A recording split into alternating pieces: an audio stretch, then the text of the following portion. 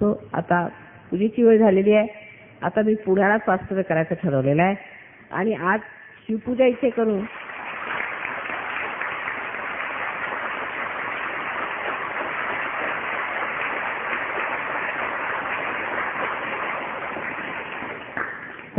सर्व विश्वात भारत म्हणजे ही योगभूमी आहे आणि महाराष्ट्र ही पवित्र भूमी आहे. कुंडलिनी साऱ्या जगाची. महाराष्ट्र म्हणजे केवढा मोठा देश आहे त्याचं वर्णन करावं तेवढं थोडं आहे.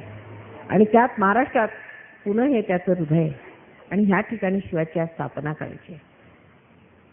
आणि माझं इथे वास्तव्य झाल्यावर कैलास तिथे उतरला पाहिजे अशी माझी इच्छा आहे आणि तुम्ही सर्वांनी त्यात मदत केली पाहिजे.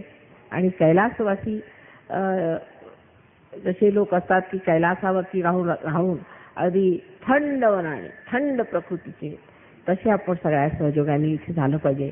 लोकांना वाटलं पाहिजे की पुण्यामध्ये खरोखर साम्राज्य कैलासासारखं ती सदाशिवाचं आहे.